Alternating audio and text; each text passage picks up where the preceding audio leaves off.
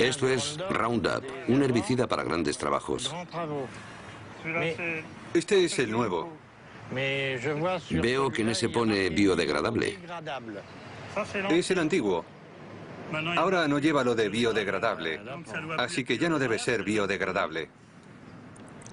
Es el mismo producto, no deben tener derecho a ponerlo ya. Seguro que no es biodegradable. Cuidado que no nos salpique en la cara. No, no, no. No soy un asesino. Estoy seguro de que esta soja Roundup Ready ya está lista para cosechar.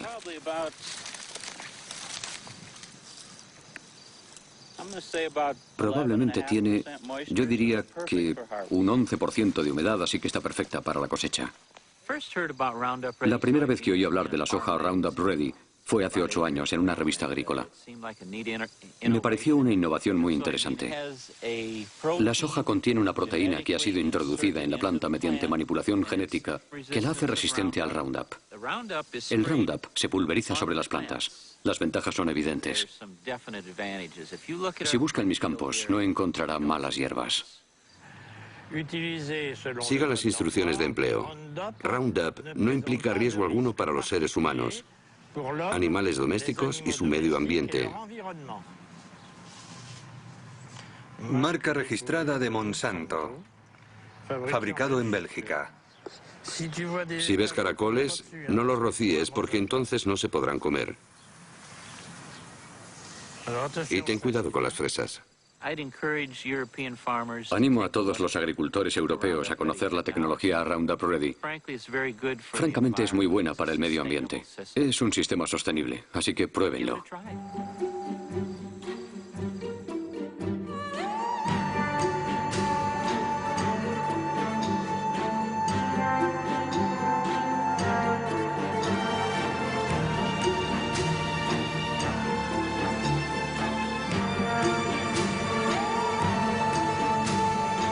El mundo según Monsanto.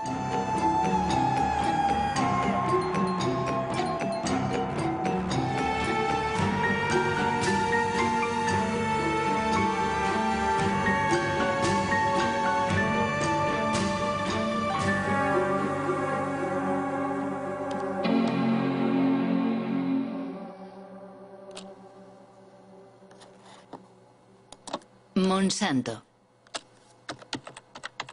Llevo 20 años recorriendo el mundo y en todas partes he oído hablar de esta multinacional estadounidense. Y la verdad no siempre bien. Deseando saber más, he navegado durante meses por la red, encajando pacientemente las piezas del rompecabezas. En su página de internet, Monsanto se presenta como una empresa agrícola cuyo objetivo es ayudar a los agricultores a producir alimentos más sanos, reduciendo a su vez el impacto de la agricultura sobre el entorno. Su producto estrella es el Roundup, el herbicida más vendido en el mundo desde hace 30 años.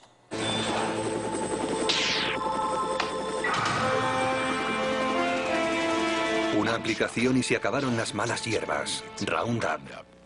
Monsanto es igualmente líder mundial en biotecnología.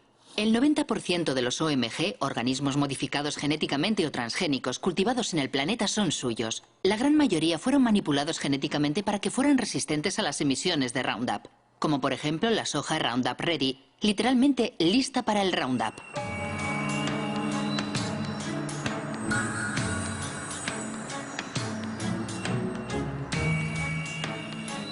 Los transgénicos de Monsanto han invadido el mundo, pero nunca una aplicación agroindustrial había despertado tantas pasiones y polémicas. ¿Por qué? ¿Cuáles son los riesgos de los OMG? ¿Y puede el pasado de la empresa aclarar lo que realmente es o pretende ser en la actualidad? Fundada en 1901 en San Luis, en el estado de Missouri, Monsanto no ha sido siempre una empresa agrícola. Fue en primer lugar una de las mayores empresas químicas del siglo XX. La química trabaja para usted, al igual que Monsanto trabaja para usted.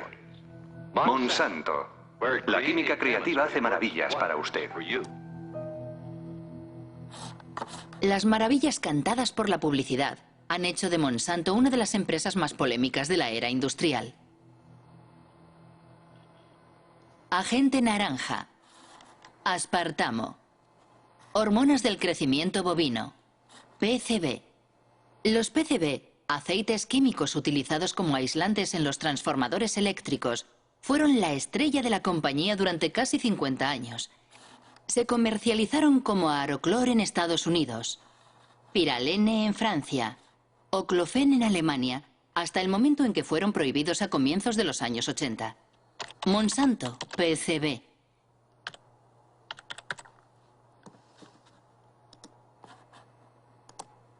Un artículo de Washington Post de 2002. Monsanto ocultó durante décadas la contaminación por PCB.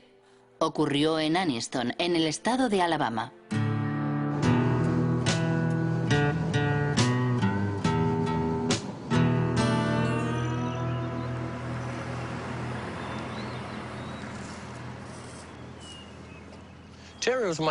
Terry era mi hermano pequeño. Murió en 1971 de un tumor cerebral, cáncer de pulmón y una enfermedad coronaria. Tenía 16 años. En los últimos 3 años he perdido a la mayor parte de mis amigos. Murieron a causa de enfermedades como el cáncer, la diabetes, la hepatitis, todas enfermedades relacionadas con los PCB.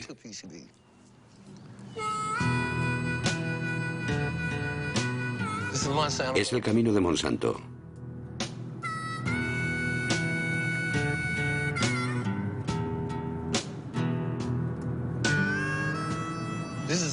Aquí solo viven negros. Siguen viviendo aquí a pesar de que todas las casas están contaminadas. Hace 6 meses descontaminaron ese jardín de allí. Antes había casas aquí, la gente vivía en ellas, pero todos se tuvieron que mudar y las casas fueron demolidas.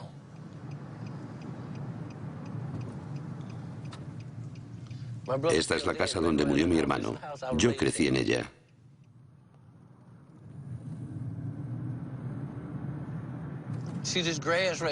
¿Veis aquel talud? Ahí es donde están enterrados los PCB. Monsanto obtuvo permiso para enterrar los PCB en Anniston. Ese es el canal de Snow Creek, que corre sobre cemento. Salía de la fábrica y vertía los PCB justo aquí. El agua estaba envenenada y no se lo dijeron a nadie, salvo al Estado, que no nos dijo nada.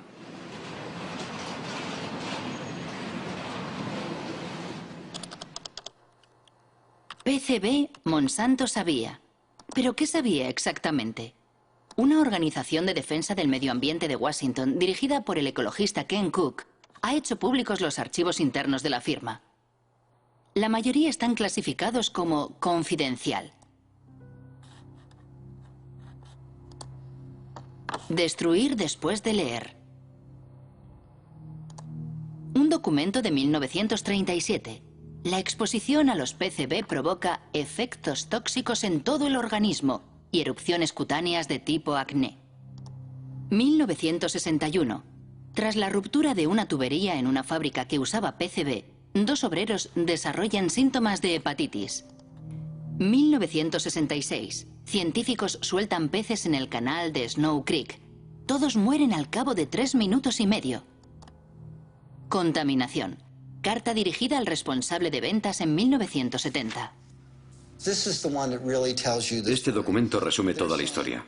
Dice lo siguiente: no podemos permitirnos perder un solo don en ventas. Ocultaron el hecho de que estaban envenenando a sus vecinos de Anniston, porque no querían perder ni $1. Solo cuando los abogados de los vecinos de Anniston recurrieron a la justicia, Monsanto se vio obligado a divulgar estos documentos confidenciales. Así descubrimos lo que ellos sabían desde hacía mucho tiempo. Sabían la verdad desde el principio. Mintieron. Ocultaron la verdad a sus vecinos, a las autoridades gubernamentales. Y cuando finalmente informaron a las autoridades, estas, en lugar de ponerse del lado de los envenenados, protegieron a la compañía. Apoyaron a Monsanto. Es escandaloso, absolutamente imperdonable.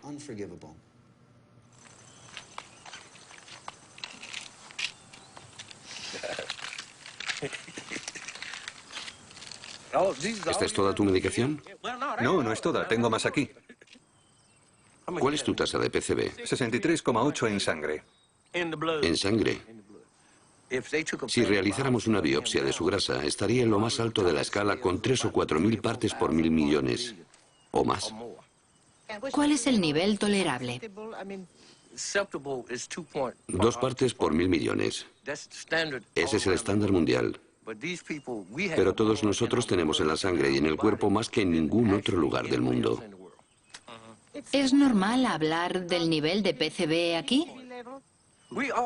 Todos hablamos de ello porque es nuestra vida cotidiana. A veces se me acerca un niño y me dice, señor Baker, me han hecho los análisis y tengo 3 partes por 1000 millones. ¿Cuánto tiempo me queda? Es una historia absolutamente terrible. ¿Pero qué piensan los científicos? En la red hay muchos artículos acerca de los efectos de los PCB en la salud humana. Uno de los mejores especialistas se llama David Carpenter. Él fue quien realizó los análisis a los habitantes de Anniston. Todos llevamos PCB en nuestro cuerpo. Los osos polares y los pingüinos tienen PCB. En el pasado se vertían los PCB solo en algunos lugares, pero con el tiempo han contaminado el aire y el agua.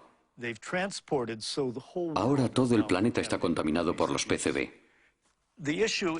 Los PCB provocan numerosas enfermedades. La más conocida es el cáncer.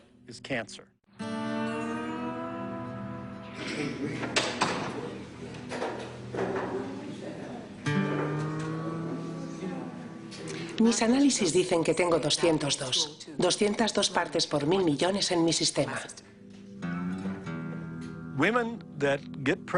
Las mujeres contaminadas por PCB dan a luz a hijos con un coeficiente intelectual reducido. 29,6. Los PCB reducen el funcionamiento de la glándula tiroides. 1800. Los PCB alteran las hormonas sexuales. Morir, dejadme morir. Morir en paz. Él pagará, dije entonces. Pagará por todo el daño que nos ha hecho. En 2001, 20.000 vecinos de Anniston presentaron una demanda contra Monsanto. La compañía Isolutia, su filial, fue condenada finalmente a pagar 700 millones de dólares en indemnizaciones a las víctimas, descontaminar el lugar y construir un hospital especializado. Pero ningún directivo de Monsanto ha sido juzgado.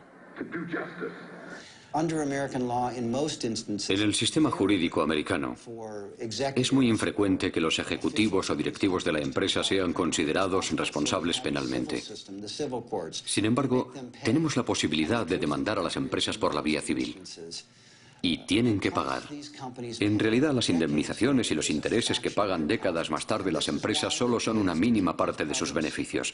Por lo tanto, resulta rentable guardar el secreto. Nos preguntamos qué secretos estarán ocultándonos ahora. Nunca podremos confiar en que una gran empresa como Monsanto nos diga la verdad sobre un producto o un problema de contaminación. Jamás. No podemos confiar en Monsanto, dice Ken Cook. Y si tomamos como ejemplo el Roundup, el herbicida favorito de los jardineros y agricultores, ¿qué es exactamente? Es el nombre comercial dado por Monsanto al glifosato, un herbicida no selectivo o total, porque destruye todas las plantas. Lanzado al mercado en 1974, obtuvo un éxito fulgurante porque Monsanto afirmó siempre que era biodegradable y bueno para el entorno. Le presentamos Roundup, el primer herbicida biodegradable. Destruye las malas hierbas desde el tallo a las raíces y no contamina la tierra ni el hueso de Rex. Roundup, el herbicida con el que da gusto quitar las malas hierbas. Roundup, biodegradable. Ken Cook tiene razón. La empresa ha sido condenada 2 veces por publicidad engañosa. La primera en Nueva York, en 1996. La segunda en Francia, el año pasado. Los jueces consideraron que las menciones biodegradable, deja el suelo limpio y respeta el medio ambiente eran mensajes publicitarios engañosos. Más aún considerando que según los estudios realizados por el propio grupo Monsanto, solo se consigue un nivel de degradación biológica del 2% después de 28 días. He ahí la razón por la que biodegradable ha desaparecido recientemente de los bidones. Pero eso no es todo. Numerosos estudios científicos demuestran que el Roundup es altamente tóxico. Un ejemplo, el Roundup provoca alteraciones en la división celular. Un estudio del profesor Robert Bellet.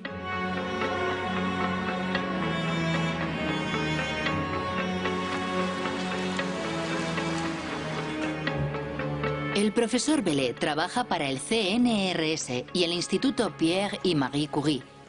Ha estudiado los efectos del Roundup sobre óvulos fecundados de erizos de mar.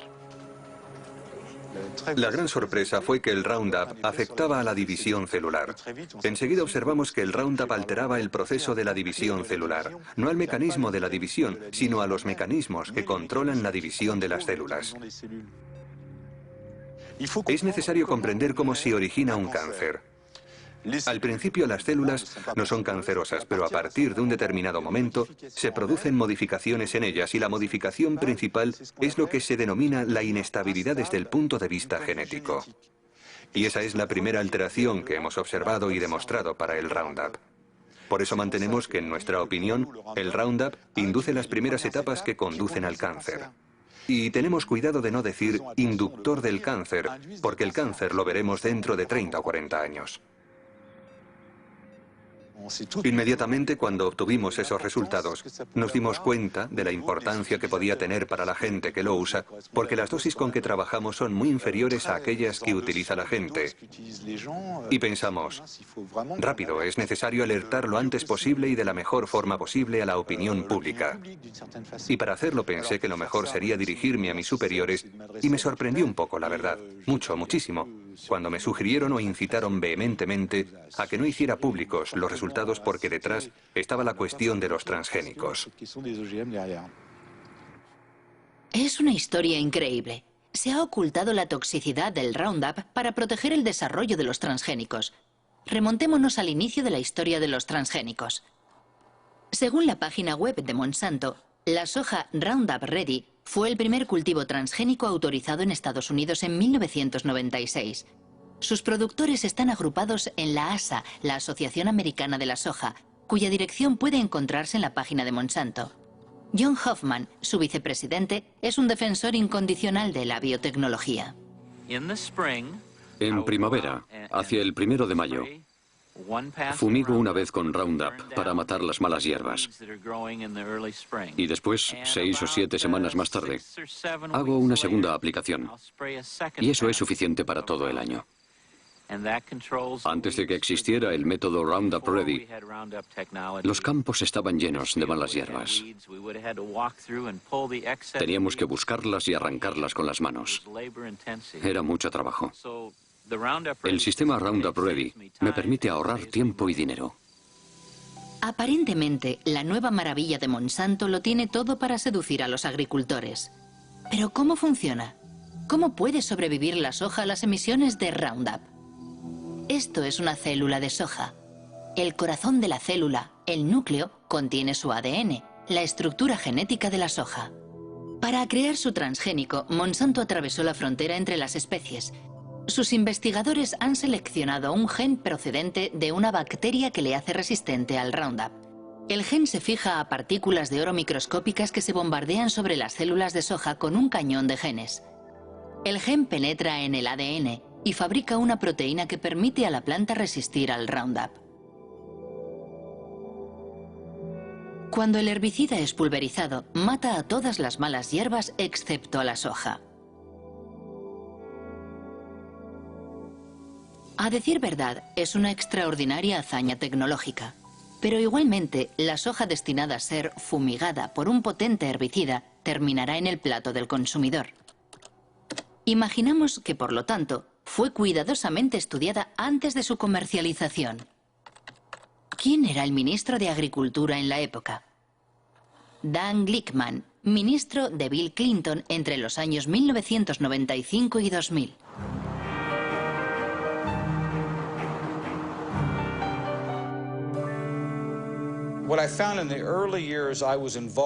Al inicio de mi mandato, Existía un amplio consenso agroalimentario en el seno del gobierno de Estados Unidos. Quien no bajara la cabeza ante el desarrollo rápido de la biotecnología y de los cultivos transgénicos era considerado como alguien contrario a la ciencia y al progreso.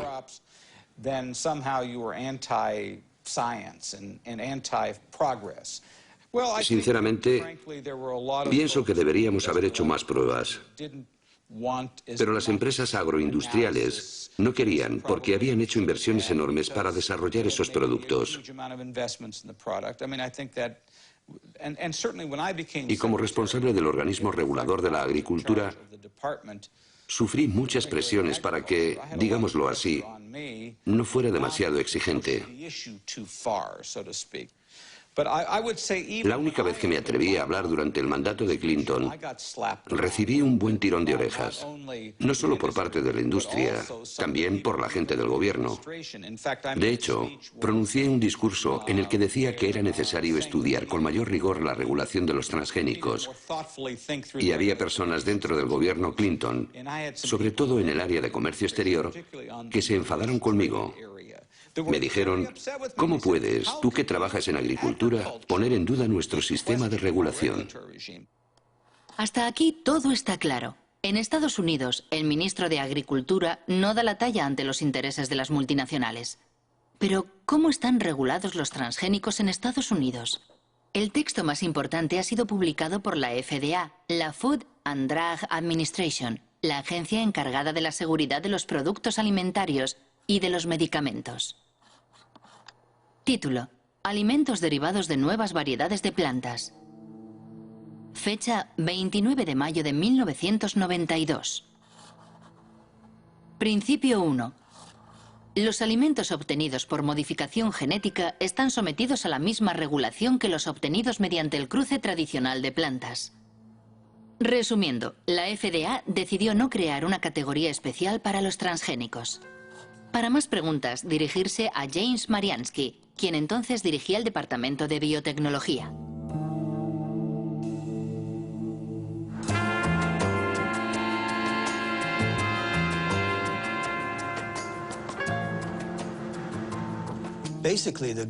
Básicamente, el gobierno tomó la decisión de no crear leyes nuevas. Pensaba que las leyes existentes podían aplicarse a las nuevas tecnologías. Eso quiere decir que la Casa Blanca le pidió a la agencia que escribiera un texto en el que los transgénicos no estuvieran sujetos a una reglamentación específica. Pero no se hizo basándose en datos científicos. Fue una decisión política. Sí, fue una decisión política que afectaba a muchos ámbitos, no solo al de la alimentación. Se aplicaba a todos los productos de la biotecnología. Una confesión increíble. James Mariansky reconoce que la reglamentación de los transgénicos se basó en una decisión política y no científica. Pero, ¿cómo fue argumentada esa decisión? Principio 2. Los componentes de los alimentos resultantes de una planta genéticamente modificada serán los mismos o similares sustancialmente a aquellos que se encuentran comúnmente en los alimentos. Dicho de otra forma, la FDA considera a priori que una planta modificada genéticamente es similar a una planta convencional. Es el denominado principio de equivalencia sustancial, que ha sido seguido en todo el mundo. Es el centro de debate que opone a los partidarios y detractores de los transgénicos. ¿Cómo pudo decir la FDA que una planta transgénica era similar a una planta convencional? Sabemos que los genes que se introducen en las plantas mediante la biotecnología producen proteínas muy parecidas a aquellas que hemos consumido durante siglos. Esa es la visión oficial de la FDA, cuestionada por Jeffrey Smith, autor de numerosas obras sobre los transgénicos. Michael Hansen, asesor científico de la Unión de Consumidores. Y el ensayista Jeremy Rifkin, que fue el primero en denunciar el principio de la equivalencia sustancial. Si los alimentos transgénicos están tan extendidos actualmente, es gracias a un engaño de la FDA. Ellos afirman que estos alimentos no son diferentes. Utilizan la expresión equivalencia sustancial o no considerablemente diferentes, lo cual traducen como generalmente reconocido como seguro o GRAS. Normalmente, para que algo sea considerado GRAS, es necesario que se apoyen numerosos estudios y que existe un amplio consenso en el seno de la comunidad científica. Con los alimentos transgénicos no ha existido ni lo uno ni lo otro. La FDA decía, si se introduce un gen en una planta, ese gen es ADN. Dado que consumimos el ADN desde hace mucho tiempo, podemos por lo tanto concluir que esa planta es GRAS. Nuestro punto de vista era que los genes debían ser considerados aditivos alimentarios. Actualmente, cuando queremos agregar a un alimento una gota microscópica de un nuevo colorante, un conservante o un producto químico, se le considera un aditivo alimentario y, por consiguiente, debemos hacer toda clase de pruebas para demostrar que existe la certeza razonable de que no será nocivo. Por el contrario, si manipulamos genéticamente una planta, lo cual puede dar lugar a innumerables diferencias en el alimento, nadie pregunta nada. Aquí en Washington, si frecuentabas en aquella época los lugares donde se reunían los lobbies, podías oírles riéndose de todo eso. Todo el mundo sabía que el principio de equivalencia sustancial era un absurdo. Solo era una forma para todas esas sociedades, y particularmente para Monsanto, de sacar sus productos al mercado rápidamente con la menor injerencia gubernamental posible. Debo decir que defendieron muy bien sus intereses. Recuerdo una reunión en la que los científicos de Monsanto se encontraron con los científicos de la FDA.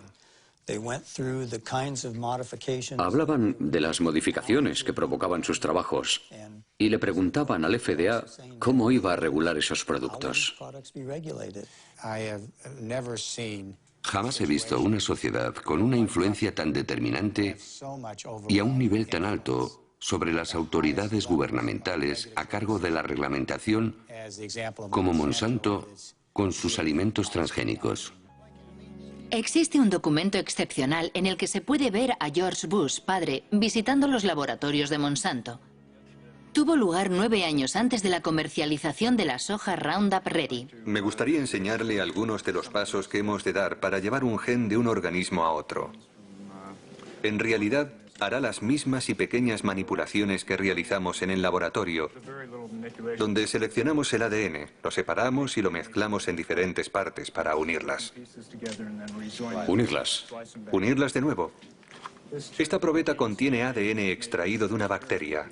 El ADN tiene el mismo aspecto sea de una planta o de un animal. ¿Qué es lo que estamos viendo? Ah, ya veo.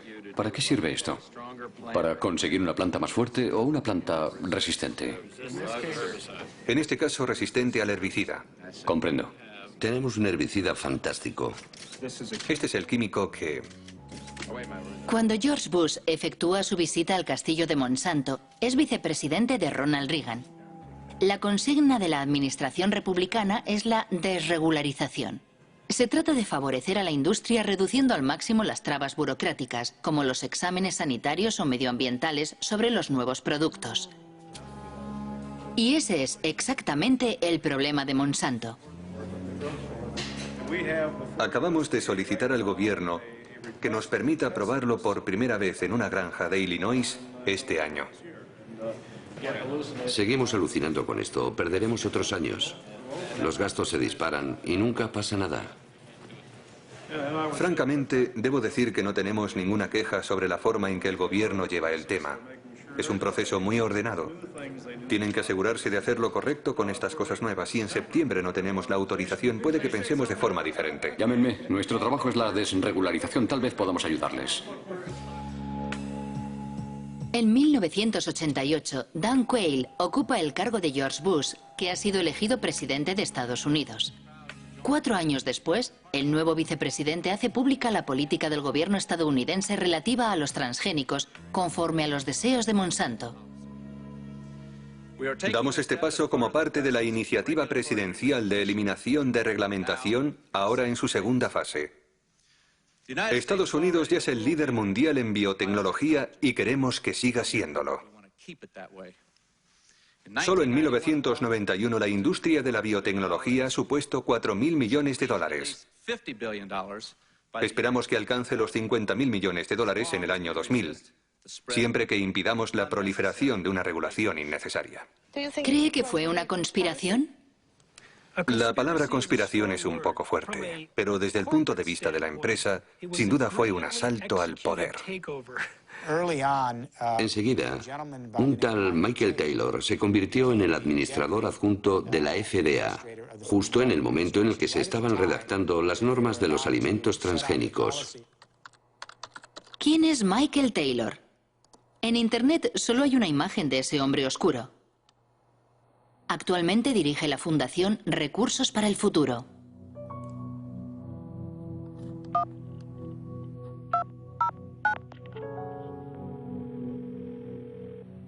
Hola, soy Marie-Monique Robin. Hola, soy Mike Taylor. Quisiera preguntarle sobre su papel cuando trabajaba en la FDA. Antes de ser contratado por la FDA, usted fue abogado de Monsanto durante 7 años, ¿no es así? Bueno, era socio de un bufete de abogados del cual Monsanto era cliente y trabajé en algunos asuntos de Monsanto, sí. Ajá. Aparentemente, si lo que he leído es cierto, la FDA creó un cargo nuevo para usted, jefe de la Comisión de Reglamentación. Bueno, ¿Se trataba de una necesidad específica de la FDA en aquel momento debido a los nuevos transgénicos? yo no tuve nada que ver con los alimentos transgénicos, nada en absoluto. Yo no fui el creador de esa política, pero eso es, simplemente, eso es falso. Llegó a la FDA en julio de 1991. Hasta esa fecha había trabajado en el bufete de abogados King y Spalding. Entre sus clientes se contaba no solo Monsanto, también el IFBC, el Comité Internacional de los Alimentos y la Biotecnología. Escribió un documento para el IFBC explicando la manera en la que al Consejo le gustaría que se reglamentaran los alimentos transgénicos. Si comparamos la propuesta de Michael Taylor para el IFBC y el texto publicado por la FDA, son muy parecidos. Si él no es el autor del reglamento, entonces alguien cogió su documento y lo modificó levemente antes de publicarlo. El señor Taylor era entonces el comisario adjunto y fue él quien dirigió el proyecto. Él era el jefe, el autor del reglamento, el responsable de llevar el proyecto a buen término. Monsanto supo llevar perfectamente el juego político y legal. Desempeñó un papel clave en la aprobación de la comercialización de las hormonas de crecimiento bovino y en la manera en que el gobierno americano ha administrado la biotecnología. Michael Hansen acaba de mencionar la hormona del crecimiento bovino. ¿De qué se trata?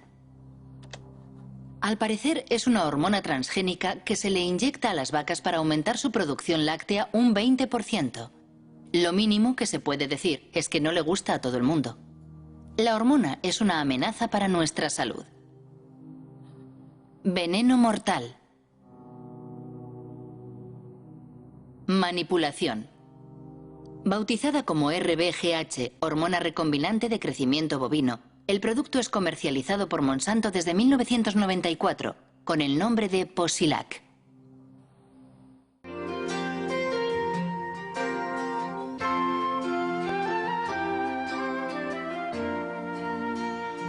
Posilac es el nuevo producto más seguro de la historia. Pronto comprobará los espectaculares resultados que Posilac le ofrece. En 1985, Monsanto presentó un informe ante la FDA solicitando la autorización para comercializar el Posilac. Los expertos de la agencia analizan los ensayos realizados por la firma en ejemplares experimentales. El veterinario de la FDA responsable del expediente se llama Richard Barrocks. En una entrevista declara que responsables de la agencia han suprimido y manipulado datos.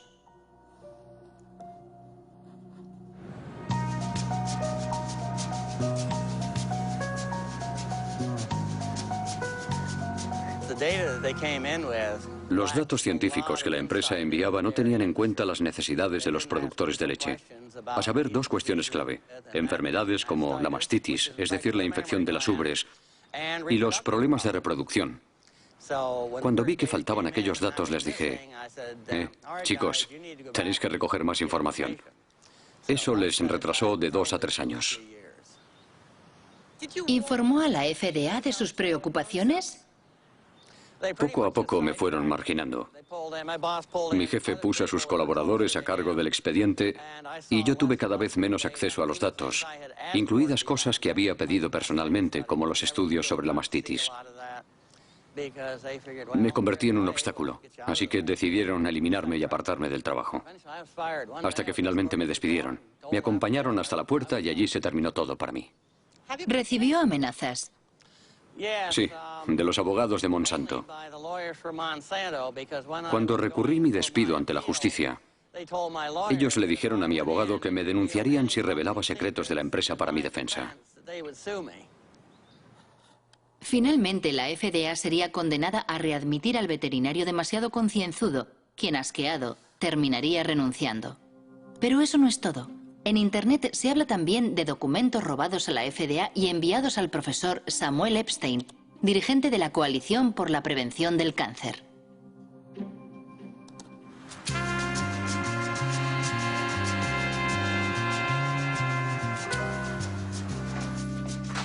En 1990, el profesor Epstein publica un artículo en The Milkweed, una revista de referencia especializada en leche que dirige el periodista Pete Hardin. Una primicia basada en documentos secretos que los dos hombres investigaron minuciosamente.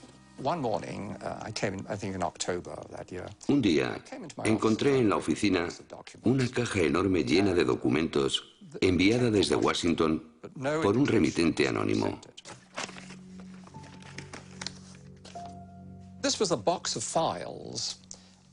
La caja contenía todos los datos de los estudios veterinarios que Monsanto había enviado a la FDA desde hacía 6 años. Una auténtica maravilla.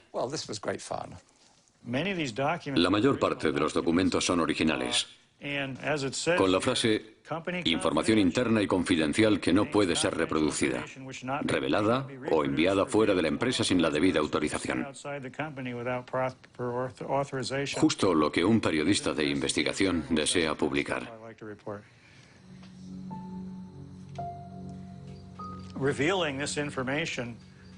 La revelación de esos informes enfureció a Monsanto y a la FDA.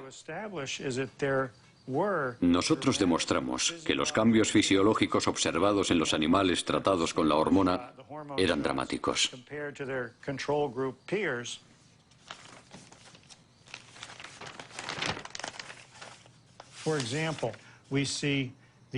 Por ejemplo, el ovario izquierdo de las vacas que habían recibido la hormona sintética es un 34% más grande.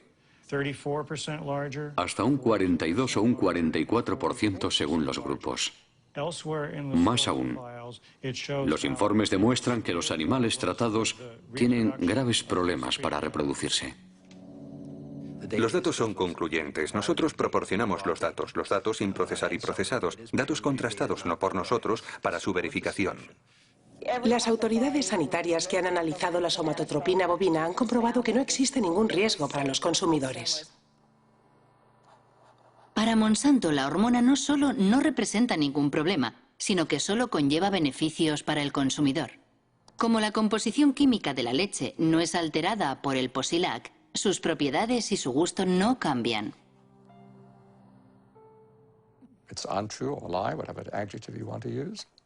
No es verdad, es mentira. Es un producto muy diferente por muchas razones. En primer lugar, como las vacas sufren de mastitis a menudo, hay pus en la leche.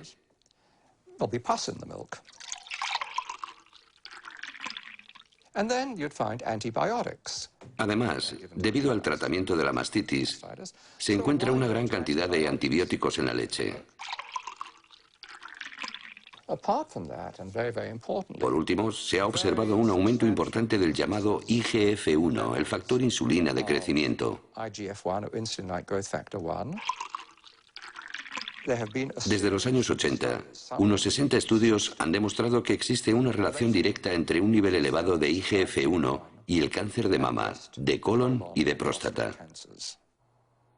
Es una historia absolutamente asombrosa. ¿Hubo otros países que autorizaran la RBGH? Al parecer, la hormona fue prohibida en Europa y Canadá.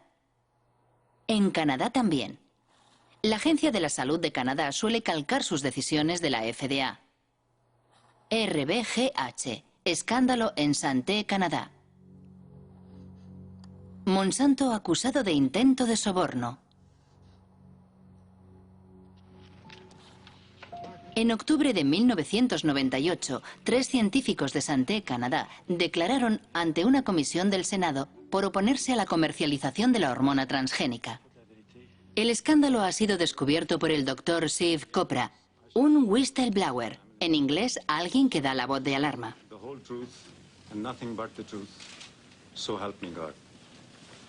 Me pregunto qué verdad voy a decir. La verdad que yo conozco o la que el ministerio me dice que diga. Y este es mi conflicto. Le hago esta pregunta a los 3. ¿Monsanto se puso en contacto con alguno de ustedes? Doctora Haydon.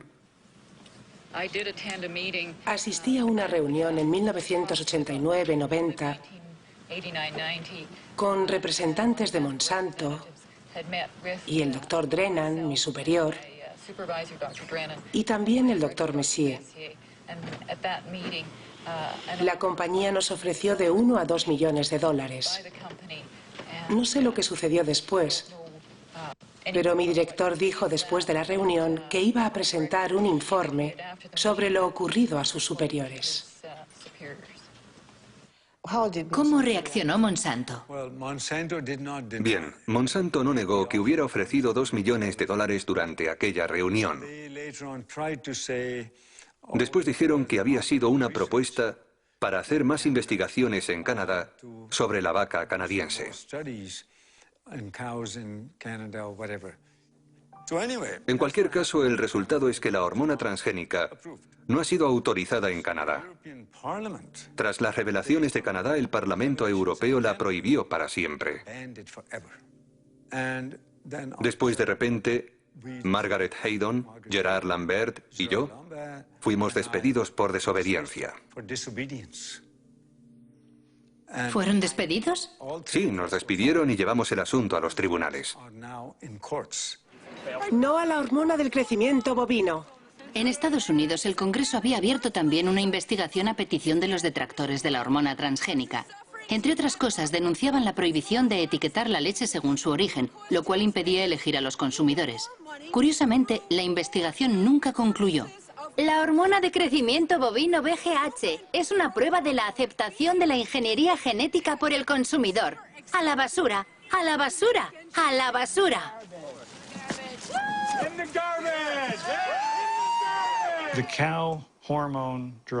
La hormona del crecimiento bovino representa la primera aplicación de la biotecnología en la producción de alimentos. Y Monsanto es una multinacional muy poderosa con muchos contactos en las altas esferas del Estado. Para el gobierno federal, el desarrollo de la biotecnología supone una apuesta tan importante que prefiere ignorar estas cuestiones, digamos secundarias, que son la salud de las vacas o de los consumidores. La razón por la cual la FDA ha autorizado la comercialización del RBGH es que numerosos antiguos empleados de Monsanto ocupan puestos clave en la FDA. Entraron en la agencia para conseguir que ésta aprobara el producto. Es lo que llaman las puertas giratorias, con un efecto de doble hélice. ¿Puertas giratorias? Sí, las puertas giratorias. No solo en agricultura hay puertas giratorias. Las hay en muchos sectores. Donald Rumsfeld fue director general de Shell, una filial de Monsanto. El antiguo embajador estadounidense de Comercio Exterior, Mickey Cantor, fue consejero de administración de Monsanto. Clarence Thomas, juez de la Corte Suprema, trabajó para Monsanto. Monsanto, puertas giratorias, en francés las sillas musicales. Estado de la cuestión no exhaustivo en 1999. Linda Fisher pasa de la EPA a la Agencia de Protección Ambiental a Monsanto. Michael Friedman de la FDA a Monsanto. Marshall Hale y Josh King de la Casa Blanca a Monsanto. Margaret Miller de Monsanto a la FDA.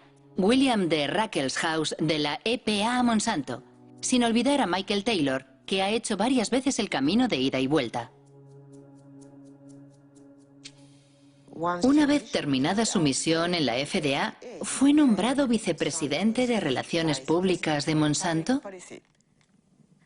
Sí. ¿Para usted no existe el conflicto de intereses? No. No. Y de nuevo, las reglas son las reglas. Y yo jugué según las reglas. Considero que en términos de aceptación pública ha sido un error tras otro. Cuando intentas tener una estrategia para que el público comprenda y acepte una nueva tecnología, el hecho de que la primera aplicación esté relacionada con la leche de la cual producimos más de la que necesitamos, ayuda a crear un clima de Sospecha. sospecha. Creo que la idea de que las compañías no estén obligadas en todos los casos de alimentación transgénica a contar con la autorización de la FDA, a diferencia de lo que ocurre en Europa, creo que eso, para la confianza del público, desde la perspectiva del consumidor, no es un sistema suficiente. Personalmente dije que el Congreso debía cambiar la ley. El Congreso debería crear un sistema de notificación obligatorio que asegure que todos los productos sean supervisados por la FDA y que la FDA certifique la seguridad de todos los productos. Una declaración sin duda muy interesante. Al parecer, Michael Taylor se arrepiente de la normativa que él mismo firmó en 1992. ¿Qué pensaban los científicos de la FDA? ¿Existía un consenso sobre la regulación de los transgénicos? Documentos internos demuestran que la agencia ignoró las inquietudes de sus propios científicos.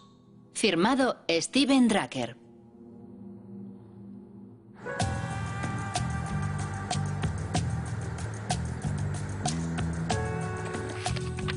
Steven Drucker es un abogado que trabaja para una coalición de organizaciones no gubernamentales.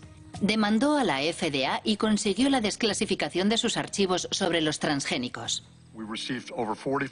Recibimos más de 44.000 páginas que revelaban que la FDA lleva mintiendo al planeta al menos desde 1992. Y sigue mintiendo. Finge que el principio de equivalencia sustancial entre los alimentos transgénicos y las plantas convencionales está basado en un amplio consenso en el seno de la comunidad científica y que numerosos datos científicos lo demuestran.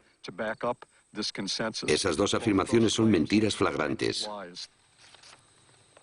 Por ejemplo, el doctor Luis Privil, del Departamento de Microbiología de la FDA, ha escrito: hay una enorme diferencia entre los efectos inesperados que pueden provocar las plantas tradicionales y los alimentos transgénicos.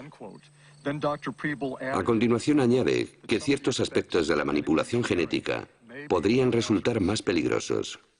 Las inquietudes expresadas por los expertos de la FDA eran tan importantes que la doctora Linda Kahl, de la FDA, responsable del seguimiento y la síntesis de sus consejos, redactó un informe para el coordinador de biotecnología de la FDA, el doctor James Mariansky.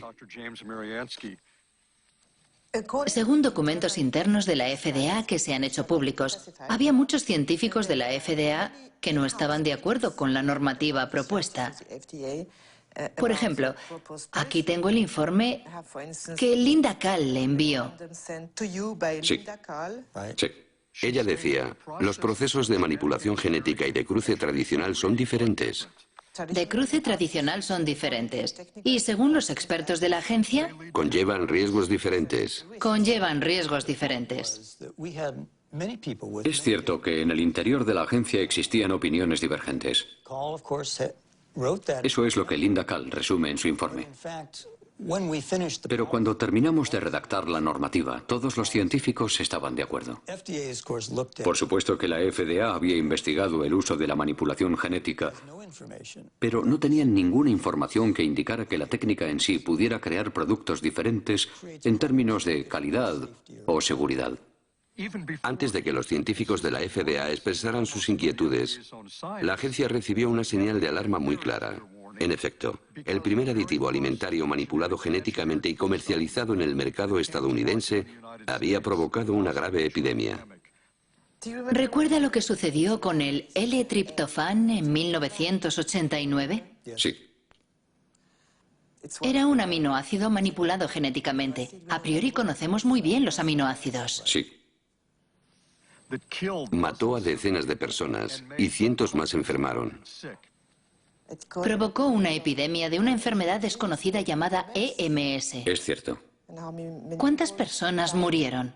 Sí, pero nosotros teníamos muchos... 37 y más de 1000 inválidos. ¿Lo recuerda? Lo recuerdo. Según un documento de la FDA, usted dijo, no sabemos cuál es la causa del EMS, pero no podemos descartar la hipótesis de que se deba a la manipulación genética. ¿Dijo usted lo que acabo de leer? Sí. Increíble. James Mariansky no descartaba que la manipulación genética pudiera provocar efectos inesperados, pero no movió un dedo. ¿Hay científicos independientes que hayan trabajado sobre esta cuestión crucial para los consumidores? Arpad Pusztai, un renombrado científico, perdió su trabajo después de expresar sus inquietudes sobre los transgénicos. Ocurrió en 1998.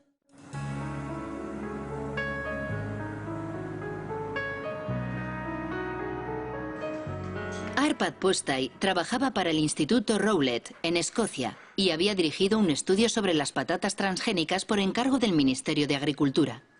El presupuesto de más de 2 millones de euros movilizó a 30 investigadores durante 2 años para preparar la llegada de los transgénicos a Gran Bretaña. Todos estábamos entusiasmados. Yo estaba entusiasmado. El ministerio pensaba que si hacíamos ese estudio, examinando todos los aspectos, aquello serviría de apoyo a los alimentos transgénicos. Cuando llegara el momento de comercializar los productos, podrían decir que el mejor laboratorio de nutrición europeo había comprobado que no existía ningún problema. Arpad Pusztai es especialista en lectinas. Son proteínas que tienen una función insecticida y que protegen a las plantas contra los pulgones. Los científicos del Instituto Rowlett crearon patatas resistentes al pulgón insertando un gen del narciso de las nieves que produce la famosa lectina. Antes habían verificado que las lectinas, en su estado natural, no son peligrosas para la salud. Las patatas transgénicas fueron probadas en ratas. Constatamos 2 efectos. En primer lugar, la proliferación de células en el estómago, lo cual no es bueno. Yo no digo que sea canceroso, pero puede facilitar el desarrollo de tumores causados por los productos químicos.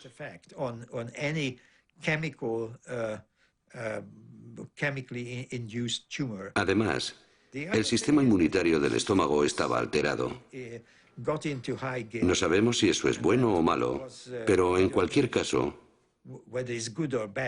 el organismo trataba a las patatas como cuerpos extraños.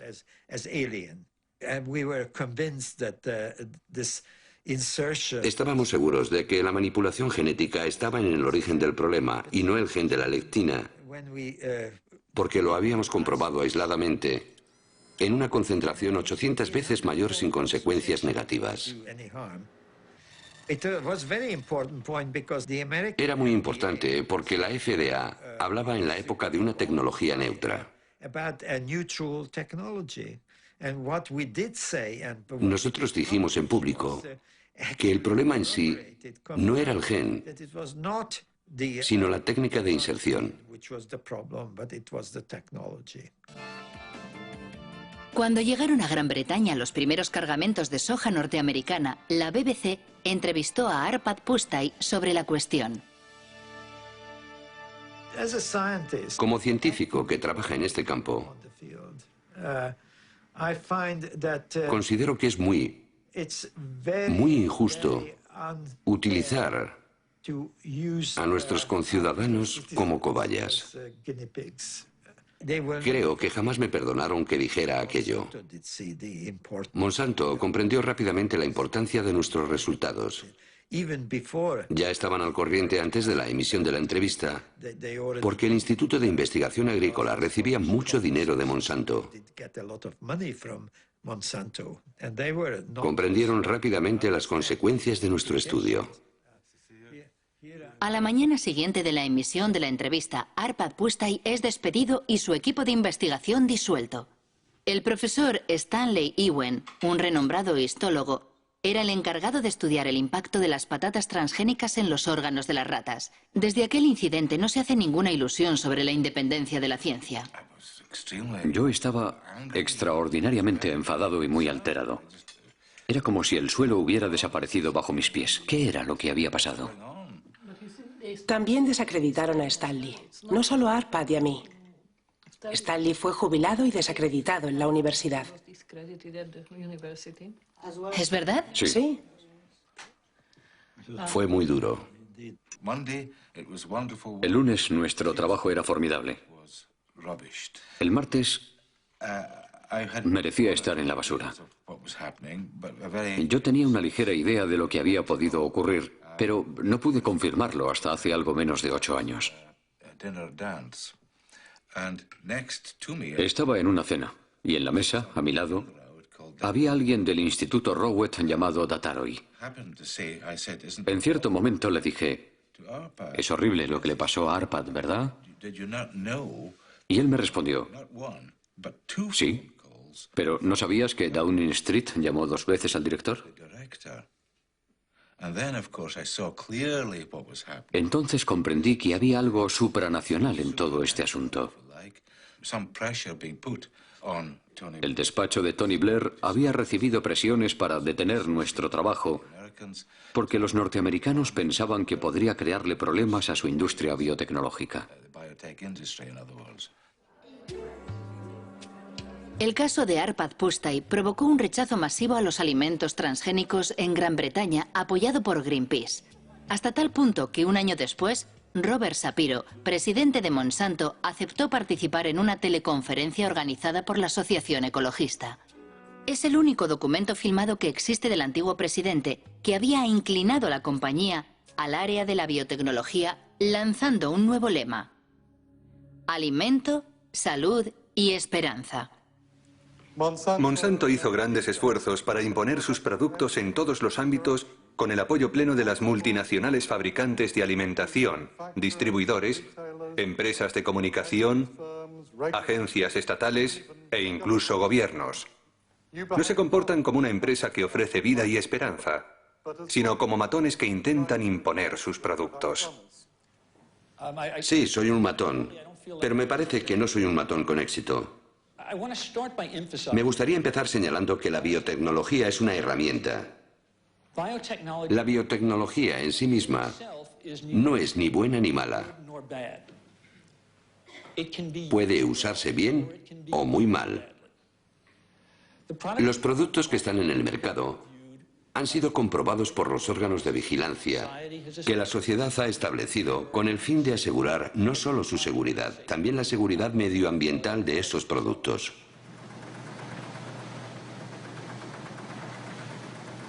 Diez años después de su lanzamiento comercial, la soja Roundup Ready representa el 90% de la soja cultivada en Estados Unidos y el 70% de los alimentos vendidos en los comercios americanos contiene productos transgénicos. A diferencia de lo que ocurre en Europa, los consumidores no pueden elegir porque está prohibido etiquetarlos como transgénicos. Una consecuencia directa del principio de equivalencia sustancial.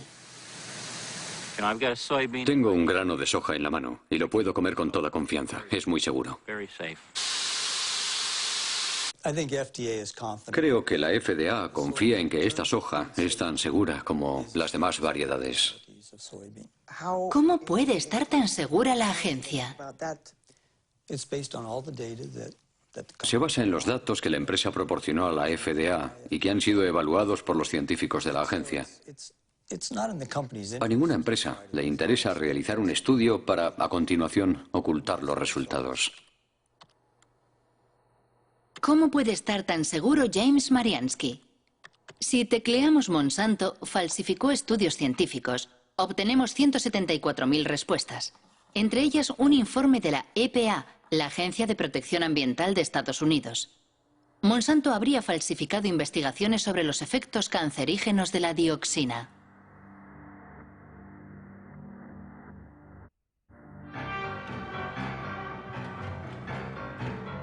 La historia comienza en Nitro, en una fábrica de Monsanto que fabrica un potente herbicida denominado 245T. En 1945, una explosión provoca efectos inesperados. 228 obreros desarrollan una enfermedad muy desfigurante, el cloracné. La causa es la dioxina, un subproducto altamente tóxico que contiene el 245T.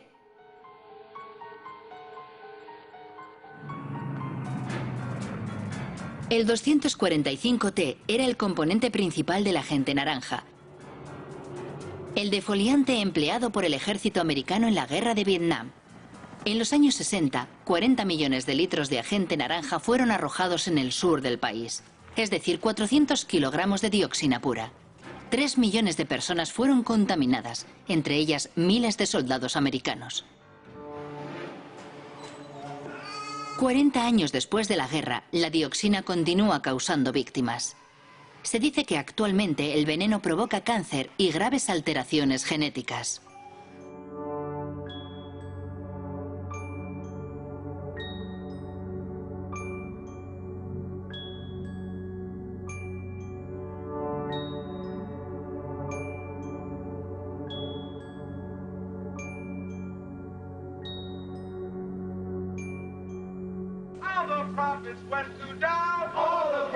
En 1978, cuando los veteranos de guerra estadounidenses demandaron a los fabricantes del agente naranja, exigiendo una indemnización, Monsanto financia 3 estudios sobre los efectos a largo plazo de la dioxina.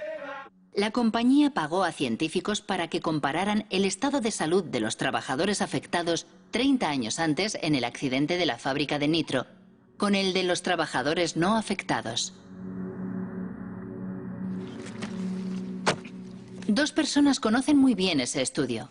William Sanjur, que dirigía el Departamento de Residuos Tóxicos de la Agencia de Protección Ambiental, y Gerson Smoger, el abogado defensor de los veteranos de la guerra de Vietnam. En 1990, la doctora Kate Jenkins, una de mis colegas en el EPA, elaboró un informe alegando que ciertos estudios realizados por Monsanto eran incorrectos.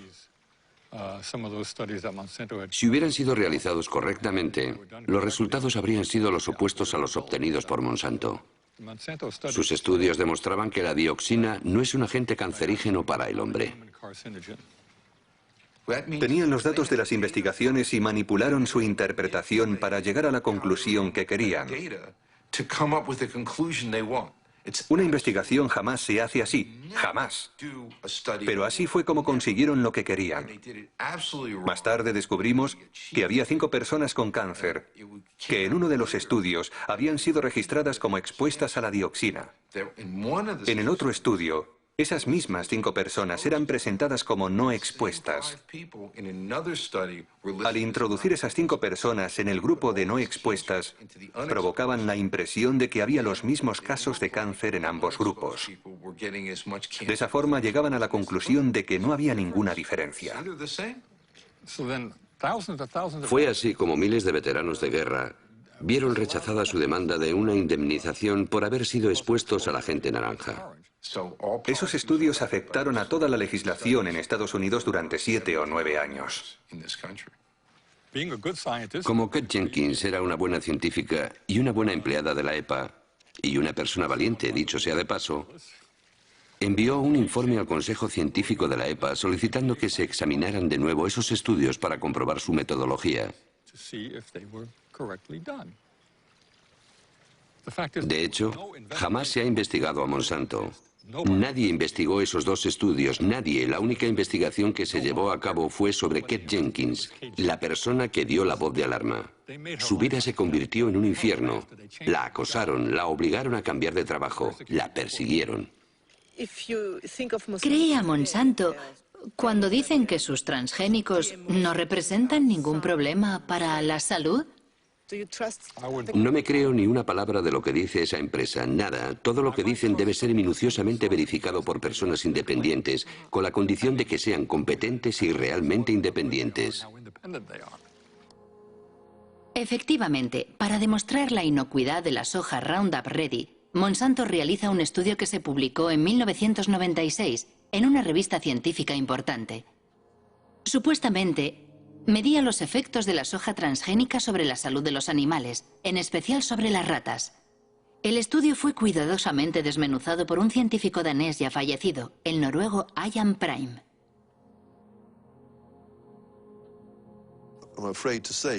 Para mí, este estudio tiene muy poco valor. Resulta decepcionante, sobre todo sabiendo que sirvió de base al principio de equivalencia sustancial.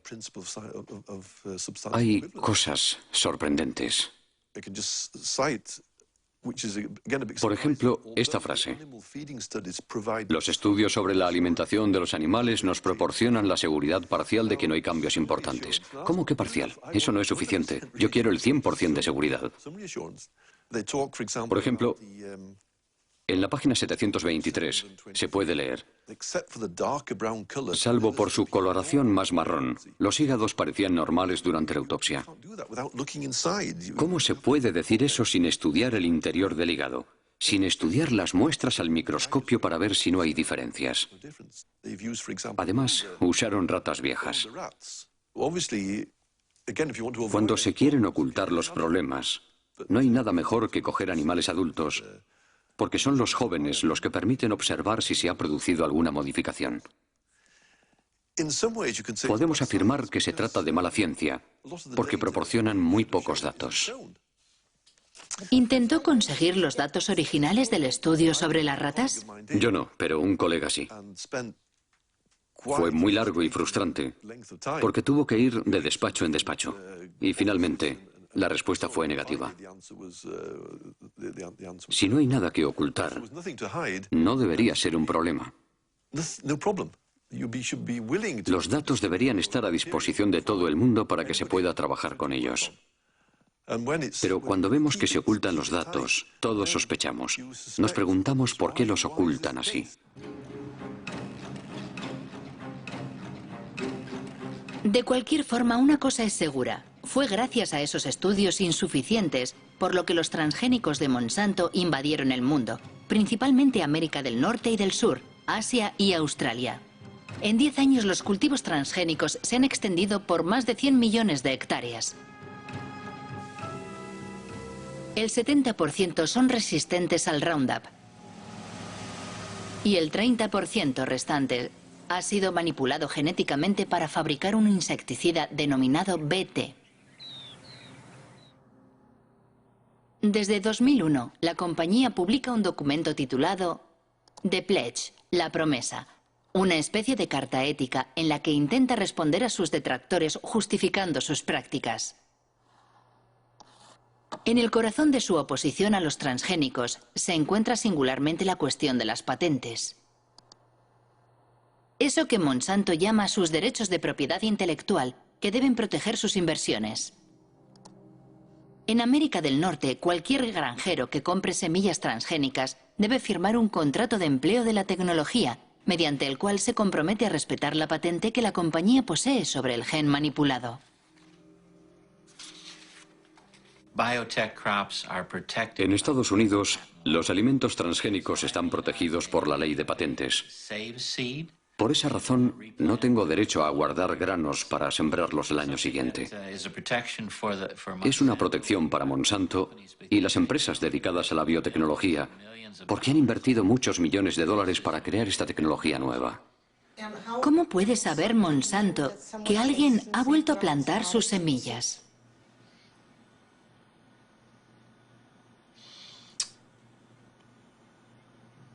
No sé responder a esa pregunta. ¿Cómo puede saber que alguien ha plantado de nuevo sus semillas? Es una buena pregunta para Monsanto. La pregunta es tan delicada que Monsanto prefiere ignorarla haciendo bellas promesas. En el caso de que aparecieran variedades que nos pertenecen de forma no intencionada en las tierras de un agricultor, nos comprometemos a encontrar una solución que satisfaga tanto al agricultor como a nosotros.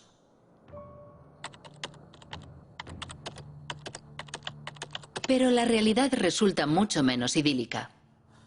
El Centro para la Seguridad Alimentaria de Washington ha publicado un estudio sobre los agricultores demandados por Monsanto por no respetar su patente sobre semillas. Se han contado al menos un centenar de procesos y numerosas quiebras.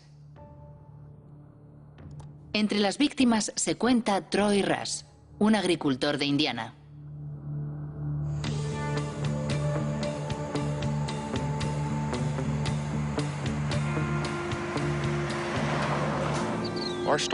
Nuestra historia comienza en 1999. Un caballero, y no es el término más apropiado, se presentó en la granja de mis padres. Dijo que era un detective privado contratado por Monsanto. Nos dijo que estaba investigando a agricultores sospechosos de haber guardado una parte de sus semillas. Nos preguntó directamente si ese era nuestro caso. Le contestamos que no, y le enseñamos las facturas de compra de herbicidas y grano. Incluso le dimos las direcciones de los vendedores para que lo comprobara personalmente, pero declinó nuestra invitación.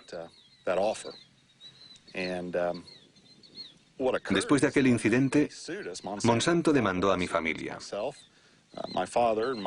Monsanto presentó documentos que, supuestamente, eran análisis de muestras recogidas en nuestra granja. Para obtener las muestras, Monsanto tuvo que entrar en nuestras tierras sin autorización y robarlas. Recuerdo que aquel año habíamos plantado 200 hectáreas de soja Roundup Ready. Era un contrato que teníamos con un productor de semillas para producir simiente. El contrato era muy preciso porque indicaba dónde íbamos a sembrar. Era muy fácil de comprobar y todo el mundo lo sabía. ¿Por qué negociaron un acuerdo amistoso con Monsanto? Al cabo de 2 años y medio, la familia estaba completamente destrozada a causa del estrés.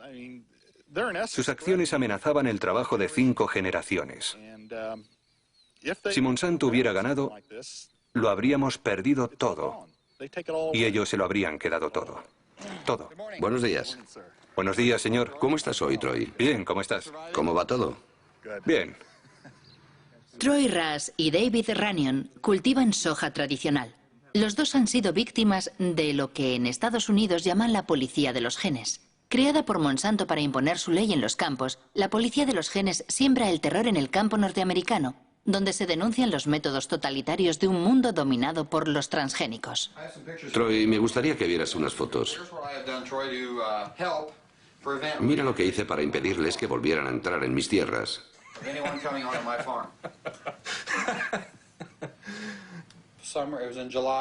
Era el mes de julio de 2003. Llegaron a mi casa sobre las 19 horas. ¿Quiénes fueron? Los empleados de Monsanto. Me enseñaron su tarjeta de visita y me hicieron algunas preguntas sobre mis cultivos de soja, de maíz y sobre dónde vendía mi cosecha. Les dije, vale, se acabó la conversación. Las patentes lo han cambiado todo. Han destruido la confianza que existía entre vecinos. Personalmente, solo hablo y tengo amistad con 2 agricultores. ¿De verdad tienen miedo los agricultores? Por supuesto que tienen miedo. Es imposible defenderse de esa compañía. Han creado una industria cuyo único objetivo es destruir las vidas de los agricultores. Todo el mundo tiene miedo. ¿Tiene miedo de que le denuncie un vecino? Sí. ¿Sí? Sí, es sencillo. Solo hay que marcar el 1-800 Monsanto. No, perdón, 1-800 Roundup.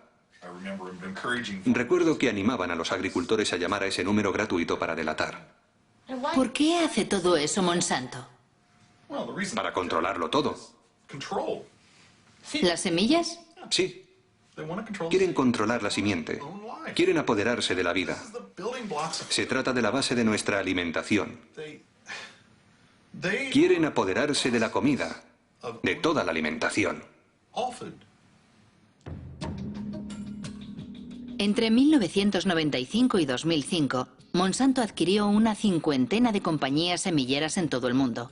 Esas adquisiciones afectan a las semillas de soja, maíz, algodón, de trigo, pero también de legumbres, tomates, patatas y sorgo. Por doquier crece la inquietud por este monopolio que, a la larga, podría conducir a la desaparición pura y dura de todas las semillas no transgénicas. No es esa la opinión de Monsanto, que defiende los beneficios de la biotecnología, especialmente en los países en vías de desarrollo como India.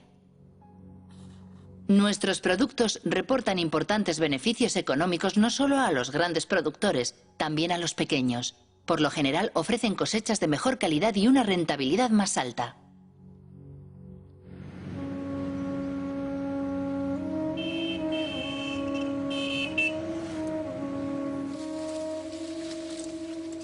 India es el tercer productor mundial de algodón. En 1999, Monsanto compró Maiko, la primera empresa productora de semillas del país. 2 años más tarde, el gobierno indio autorizó los cultivos BT, denominados Bollgard, que fueron manipulados para fabricar un insecticida que supuestamente repele los ataques del gusano americano, un parásito del algodón. Día y noche, las 24 horas todos los días. Bollgard te protege. Este es el poder de Bollgard. Menos herbicida, más beneficios. Semillas de algodón Bollgard. El poder para vencer a los insectos. Desde el año 2001, Kiran Sakari y Abdul Gaim estudian día a día los cultivos del algodón transgénico entre los pequeños agricultores del distrito de Warangal. Cada año, estos 2 ingenieros agrónomos publican un informe comparando el rendimiento y los costes de producción del algodón BT con el del algodón convencional. En 2006, la cosecha fue arrasada por una enfermedad que afecta a los cultivos transgénicos. Las plantas de este campo de algodón Bollgard están infectadas por la Rhizoctonia. El interior del tallo es fibroso, al contrario que en una planta sana. Es típico de esta enfermedad. Todos los agricultores dicen que nunca lo habían visto. En el estudio que realizamos en 2001, solo observamos la enfermedad en algunas plantas de algodón BT. Pero con el tiempo se ha extendido y ahora no solo la encontramos en los campos de algodón BT, también en los cultivos no transgénicos. Personalmente creo que existe una mala interacción entre la planta manipulada y el gen insertado. Eso provoca una mayor debilidad en la planta que ya no se resiste a la Rhizoctonia. He leído en la página web de Maiko Monsanto que el algodón BT reduce supuestamente en un 79% el uso de pesticidas y aumenta el rendimiento en un 30%. Pero es un fracaso total. Invariablemente, al cabo de 70 o 90 días hay que tratar a las plantas contra el gusano americano, aunque sea algodón BT. ¿Cómo se explica que tantos agricultores compren semillas BT? Para los campesinos la oferta es muy reducida. Después de la última cosecha era muy difícil encontrar semillas en el mercado que no fueran BT.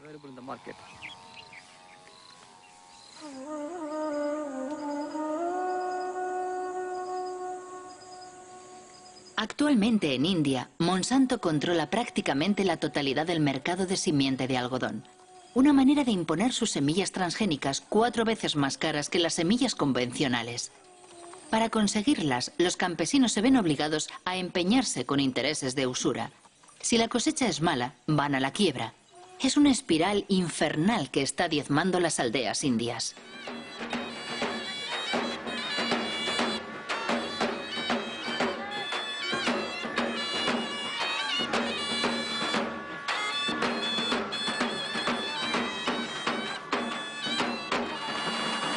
¿Por qué razón se suicidó? La cosecha se ha perdido. ¿Algodón BT? Sí, algodón BT. ¿Hay alguna otra razón? Las deudas.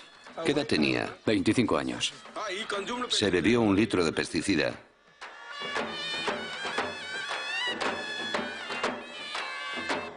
¿Es el primer suicidio en la aldea?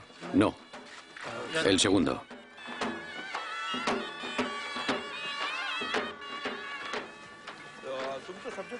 Funerales como el que acabamos de ver se repiten 3 veces al día en la región de Vidarbha, donde el algodón BT se introdujo en 2005. Es cierto que a pesar de no ser un fenómeno nuevo en la India, con la introducción de los transgénicos se ha incrementado notablemente. Pero pocos han denunciado este escándalo internacional que enfrenta en un combate desigual al fuerte con el débil.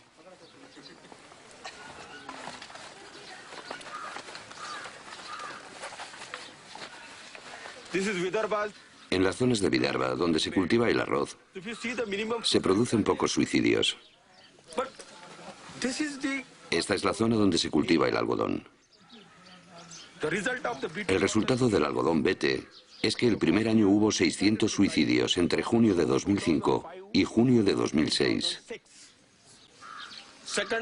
El segundo año, tan solo 6 meses después, ya llevamos 680 suicidios. Es un desastre. Sí, es un desastre completo. El problema reside en que los alimentos transgénicos hacen que los agricultores dependan completamente de las fuerzas del mercado. No solo tienen que pagar la simiente más cara, también tienen que comprar abonos. Además, el consumo de insecticidas no se reduce. Es mentira. Monsanto dice que los transgénicos son mejores para el pequeño agricultor. ¿Qué opina usted? Nuestra experiencia demuestra que eso es completamente falso. Es mentira.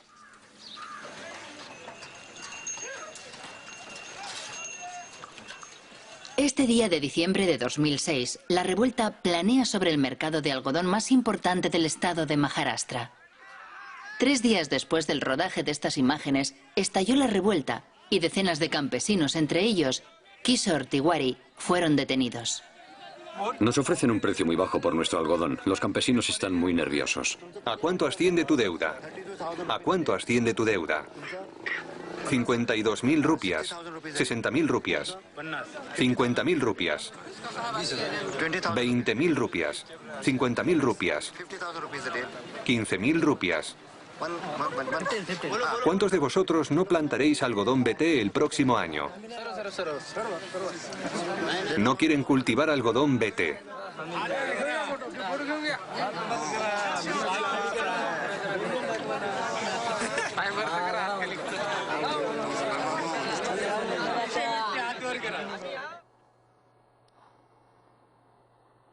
Las semillas del suicidio.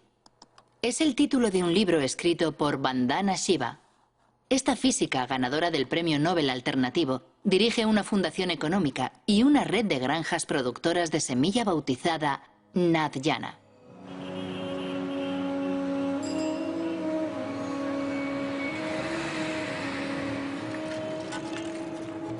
Vandana Shiva ya luchó contra la primera revolución verde, aquella de los años 60 que introdujo la agricultura industrial en la India. En la actualidad denuncia la que ella denomina Segunda Revolución Verde, la de los transgénicos de Monsanto protegidos por patentes. La diferencia entre las dos es que la primera Revolución Verde fue dirigida por el sector público y las agencias gubernamentales controlaban la investigación. La Segunda Revolución Verde está dirigida por Monsanto. La segunda diferencia es que la primera Revolución Verde tenía el objetivo oculto de vender más productos químicos, pero su motivación principal era producir más alimentos y alcanzar la seguridad alimentaria. Al final, aunque se hiciera en detrimento de otros cultivos como las leguminosas, se produjo más arroz y trigo para alimentar a la gente. La Segunda Revolución Verde no tiene nada que ver con la seguridad alimentaria. Su único objetivo es aumentar los beneficios de Monsanto. Ellos siempre han dicho que la manipulación genética es un medio para conseguir patentes. Ese es su verdadero objetivo. Si observan la estrategia de investigación que Monsanto desarrolla en este momento, la compañía está probando una veintena de plantas en las que ha insertado el gen BT, la mostaza, el gumbo, la berenjena, el arroz, la coliflor. Una vez que imponga como norma el derecho de propiedad sobre los granos modificados genéticamente, podrá empezar a cobrar derechos de autor. Todos dependeremos de Monsanto por cada semilla que plantemos y cada campo que cultivemos. Si controla las simientes, controlará la alimentación. Y ellos lo saben, esa es su estrategia. Eso es más poderoso que las bombas, más poderoso que las armas. Monsanto responde a estas enérgicas acusaciones afirmando que nada de eso es cierto y esgrime los compromisos de su promesa: integridad, diálogo, transparencia, compartir. Queremos participar de forma constructiva en el proceso por el cual sociedades de todo el mundo intentan encontrar buenas respuestas a esas cuestiones. ¿Los productos serán seguros para el medio ambiente? ¿Cómo afectarán a la biodiversidad? ¿Cómo afectarán a otras plantas, insectos y pájaros? ¿Qué ocurre con el cruce de genes? ¿Qué ocurrirá si los genes invaden especies salvajes? Para mí todo eso significa, entre otras cosas, escuchar atenta y respetuosamente todos los puntos de vista. Como quien no quiere la cosa, Robert Shapiro acaba de hablar de un tema muy delicado que preocupa extraordinariamente a todos los detractores de los transgénicos: la contaminación transgénica. Monsanto prefiere hablar de presencia accidental como consecuencia del orden natural. Al parecer, los transgénicos ya han contaminado el maíz mexicano.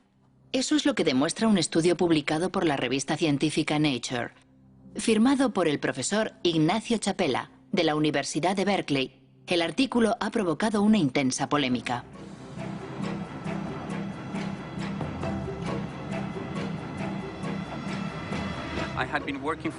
Durante 15 años he trabajado con comunidades indígenas de Oaxaca, en México, para enseñarles a analizar su medio ambiente.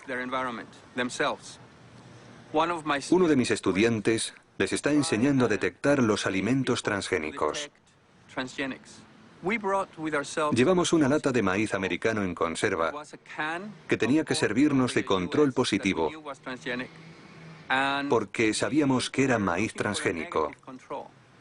Necesitábamos un control negativo y pensamos que el maíz mexicano era perfecto para eso, porque es el maíz más puro y mejor conservado del mundo.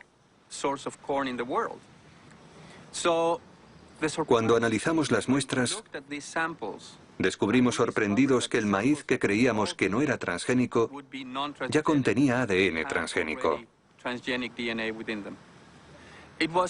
Fue una gran sorpresa comprobar que las variedades tradicionales, preservadas y mantenidas localmente desde hacía 10.000 años, ya estaban contaminadas por transgénicos procedentes de Estados Unidos.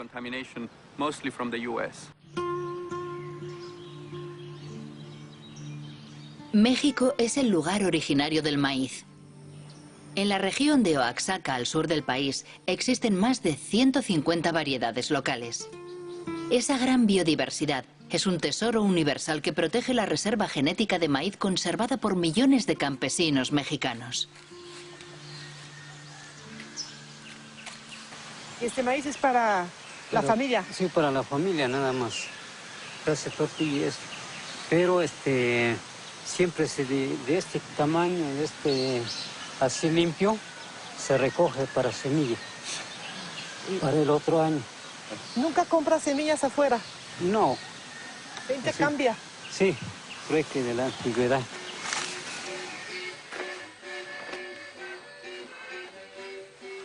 Para proteger la diversidad de su maíz, México ha prohibido los cultivos transgénicos.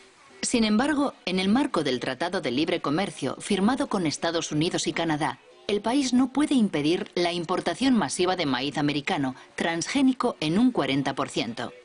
Destinado exclusivamente al consumo humano y animal, el maíz americano amenaza la producción local. Fuertemente subvencionado por la administración de Washington, el maíz industrial, como aquí se le llama, cuesta 2 veces menos que el maíz tradicional.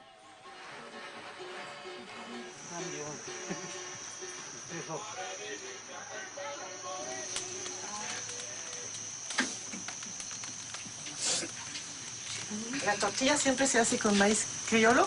Sí. Natural, rinde más. Y alimenta más porque es de la tierra pura.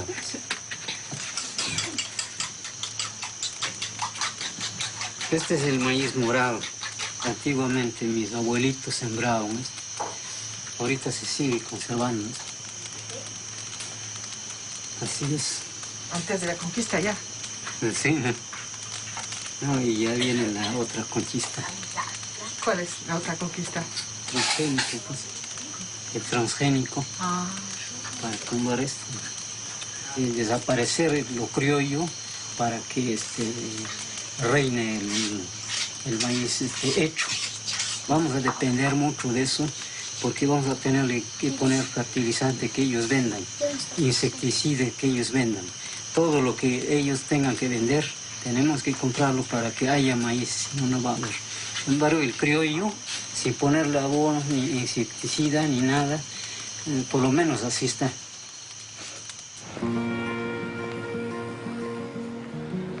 El artículo de Ignacio Chapela en Nature provocó una gran conmoción en México.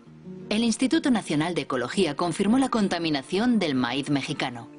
Los genes Roundup Ready y BT se han encontrado en el maíz de 5 regiones del país. ¿Qué ocurrirá si el maíz transgénico se cruza con las variedades tradicionales? La doctora Elena Álvarez llevó a cabo la experiencia con una flor local. Introdujo el mismo gen en varios ejemplares de la planta y después observó su crecimiento.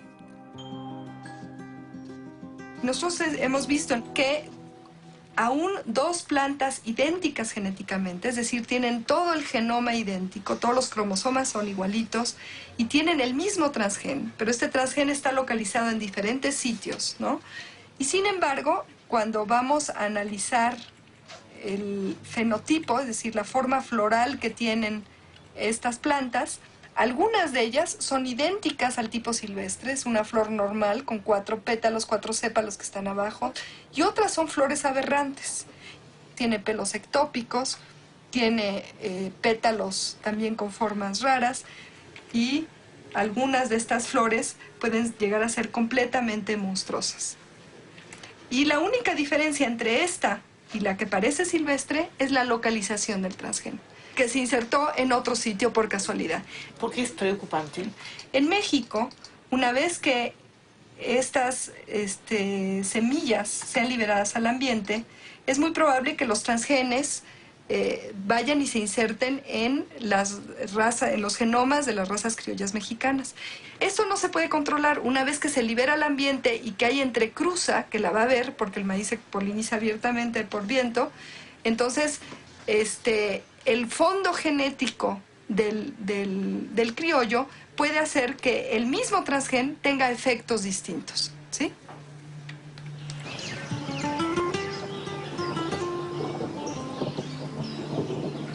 Buenos días, los seguimos invitando para que podamos platicar con ustedes un momento en relación a las enfermedades que se están produciendo actualmente en el maíz, sobre todo por la contaminación por transgénicos. Nosotros estamos muy preocupados. Aldo González dirige una organización indígena. Desde hace 2 años realiza una campaña informativa en las comunidades de Oaxaca. Los temores expresados por la doctora Elena Álvarez ya han sido verificados sobre el terreno. Yo voy a mostrarles ahora algunas imágenes de plantas de maíz que hemos encontrado aquí en la región de la Sierra Juárez y que nos gustaría saber si ustedes las han visto, ¿no? Estas no son. Aquí en esta imagen, por ejemplo, podemos ver cosas raras. Esta planta pues tiene una rama por aquí y otra rama por acá. Las milpas normalmente no salen así. Digamos, sale una hoja y arriba sale un jilote, ¿no?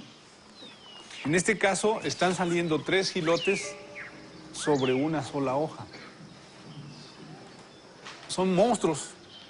Esa planta nosotros la enviamos a un laboratorio de biotecnología para que detectaran si tenía presencia o no tenía presencia de transgénicos y desgraciadamente nos dio positivo. Miren, plantas como esta las hemos encontrado sobre todo en la calle, en algún jardín, porque seguramente alguien fue a comprar el maíz a la tienda y pues iba caminando y se le cayeron algunos maíces y esos maíces crecieron, ¿no? Y entonces de esa manera es como se puede producir la contaminación a las plantas nativas de maíz. Lo que yo entiendo que en el futuro, si se deja que esto se prolifere dentro de los cultivos de los campesinos, al rato nosotros vamos a tener que comprar maíz porque nuestro maíz ya no va a servir. Es preocupante. ¿Qué debemos de hacer? ¿Cómo le vamos a hacer, no? Una de las recomendaciones que nosotros estamos dando es que si nosotros vemos cosas raras en algún momento, pues le quitemos la espiga, ¿no? Porque la espiga es donde sale el polen. Entonces decimos aguas, ¿sí? Tenemos que ser más vigilantes con nuestras milpas. ¿No le parece que puede ser una estrategia de una compañía como Monsanto lo que no puede alcanzar a nivel legal, lo alcanzas a través de la contaminación? Y nosotros pensamos en un momento dado que la contaminación incluso puede ser hecha a propósito. Si el lugar de origen del maíz está contaminado, ¿qué importa si otro lugar del planeta se contamina? Entonces, ¿esto a quién beneficia? Solamente a las empresas transnacionales como Monsanto, ¿no? ¿Cómo reaccionó Monsanto a la publicación del artículo de Ignacio Chapela sobre la contaminación mexicana? Los golpes bajos de Monsanto y el despido del profesor de Berkeley, firmado por Jonathan Matthews, director del GM Watch, un servicio de información sobre los transgénicos con sede en el sur de Inglaterra.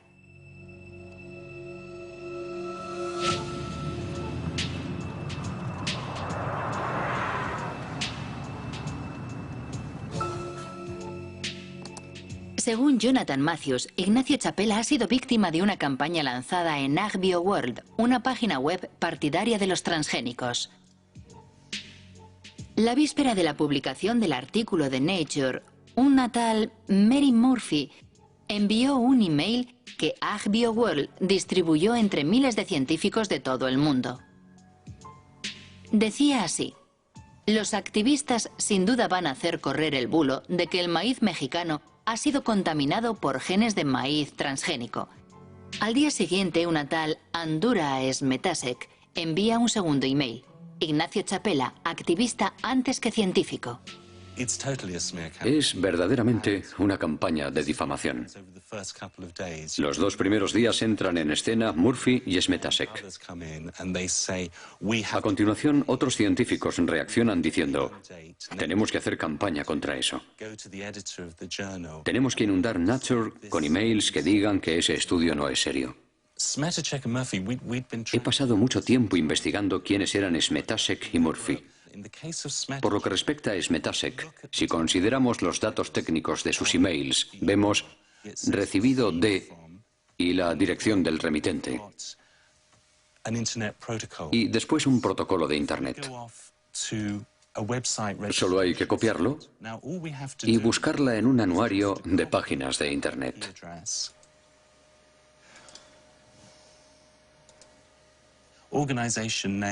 Y descubrimos que la propietaria es la compañía Monsanto de San Luis. En cuanto a Mary Murphy, dejó algunas pistas que me permitieron llegar hasta ella. Como podemos ver aquí, los emails enviados por Mary Murphy son de la dirección bw6biv.wood.com. Investigando, descubrimos que bitboot.com es el nombre de una agencia de comunicación llamada Group Vivin y que entre sus clientes se encuentra Monsanto. Falsos científicos. ¿Realmente son golpes bajos? Sí, podemos hablar de métodos muy sucios que pisotean la ética más elemental. Demuestran que se trata de una empresa capaz de cualquier cosa por imponer sus productos en todo el mundo, incluida destruir la reputación de todos aquellos que se pongan en su camino. La prensa británica se hizo eco de las acusaciones de Jonathan Matthews, pero Monsanto ha preferido ignorarlo. Mientras continúa su imparable ascensión, la firma defiende su visión de un mundo transgénico que supuestamente resolverá los problemas del hambre y el medio ambiente en perfecta armonía. La experiencia práctica demuestra claramente que la coexistencia entre la agricultura transgénica y la agricultura convencional o biológica no solo es posible, sino que existe de forma pacífica en todo el mundo.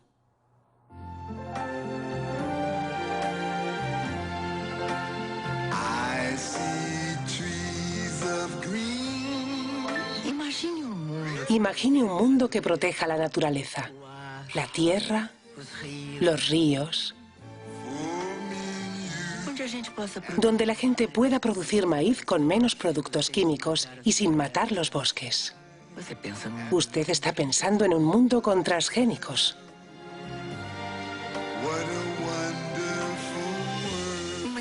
Una iniciativa de Monsanto con el apoyo de la Asociación Brasileña de Nutrición.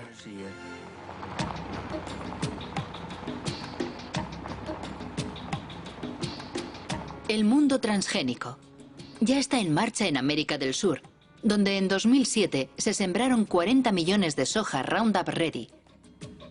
La conquista comenzó 10 años antes en Argentina, el único país que autorizó oficialmente los cultivos transgénicos. Desde entonces, los transgénicos se han extendido misteriosamente por los países vecinos, como Brasil o aquí, en Paraguay. En 2005, el gobierno paraguayo legalizó finalmente los cultivos clandestinos para salvar sus exportaciones de soja, especialmente a Europa, donde el etiquetado de los transgénicos es obligatorio. Una forma de reconocer que el Ministerio de Agricultura se enfrentaba a un hecho consumado.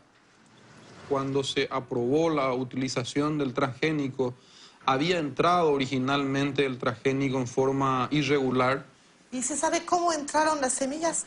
¿Cómo entraron? ¿Por la bolsa negra o...? No, nosotros le llamamos a esos bolsas blancas.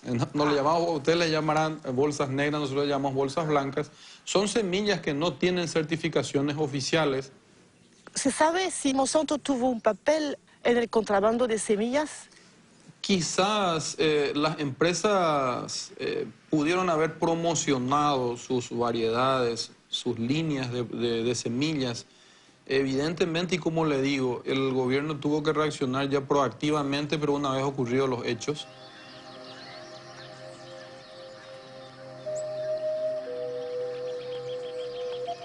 Sea cual fuere su origen, el contrabando fue un buen negocio para Monsanto. Desde que los cultivos fueron legalizados, la compañía ha conseguido que los productores paguen derechos por cada tonelada de soja producida. Igual que en Brasil.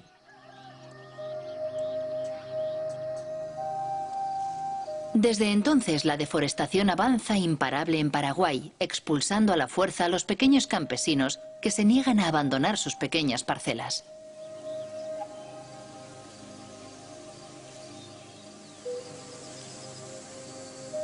Jorge Galeano dirige una organización campesina que lucha contra el avance de lo que llama el desierto verde.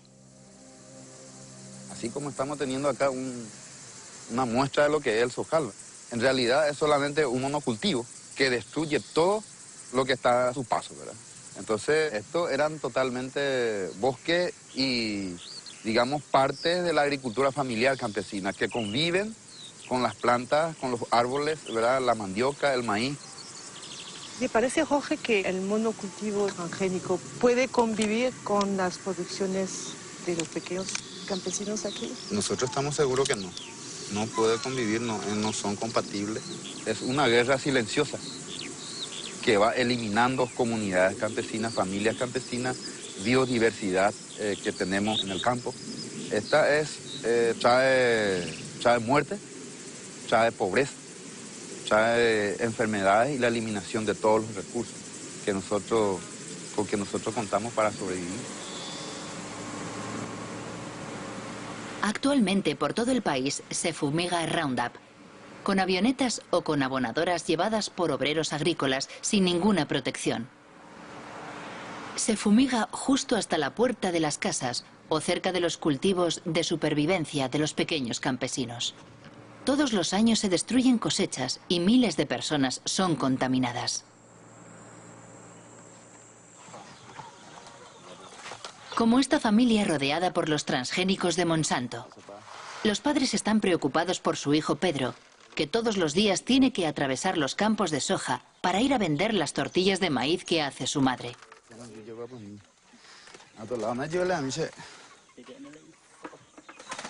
¿Desde cuándo tiene eso? Le empezó hace 15 días. Empezó por el pie y después se le extendió. Así fue como empezó. ¿Le duele la cabeza?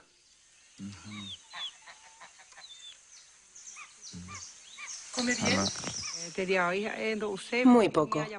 Hoy no ha querido comer lo que le preparé. Solo ha tomado un zumo. ¿Y su hermano? Él come mejor, pero es difícil. Así es, vivimos. Tomamos el agua, intoxicado. muriendo de nosotros 60 patos con ganso. Ahí viene y enseguida cae y muere. Porque allá se pasaba, se mata todo. Ahí en la altura. Y cuando llueve viene el agua y el pato vive por el agua. Y por eso. En Paraguay, el 2% de la población posee el 70% de las tierras cultivables y con los transgénicos la concentración no deja de aumentar. Las 3/4 partes de los productores de soja son extranjeros que invierten su dinero en el nuevo oro verde. Con la crisis de las vacas locas y la prohibición de las harinas animales, y más recientemente, con la pasión por los biocarburantes, el precio de la soja se disparó provocando una avalancha de los cultivos Roundup Ready. Según el último censo de Paraguay, 100.000 personas abandonan cada año el campo para instalarse en los suburbios de las grandes ciudades. La mayoría huye de la soja transgénica de Monsanto, destinada a alimentar los pollos, las vacas y los cerdos de Europa. Ñaña, imítala sobre el modelo de producción. Vamos a hablar del modelo de producción de soja transgénica promovido por Monsanto.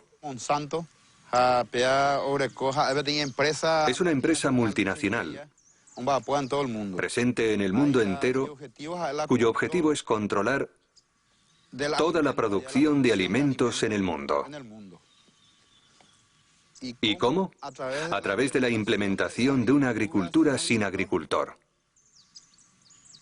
El resultado es que nos priva de nuestra soberanía alimentaria, es decir, de la posibilidad de alimentarnos por nosotros mismos, sin depender de nadie para hacerlo. Por eso decimos que tenemos que luchar por nuestra soberanía, tenemos que luchar por nuestras tierras, tenemos que defender nuestra comunidad, tenemos que defender nuestra familia, tenemos que defender nuestro país. Mi familia vive en la ciudad y yo no quiero ir allí. Por eso, yo vivo aquí, porque en la ciudad hay que comprarlo todo, hasta la comida, mientras que aquí lo que sembramos es nuestro. Podemos comer lo que queremos, cuando queremos, mientras que en la ciudad no podemos comer lo que queremos. Quiero añadir que el combate de estas familias por su supervivencia nos concierne a todos. En 2007, Monsanto tenía 18.000 empleados en 50 países. Mientras, sus acciones en bolsa no han dejado de subir y sus beneficios alcanzaron $1.000 millones. Entre sus accionistas se encuentran fondos de pensiones, bancos, pero también cientos de miles de pequeños accionistas.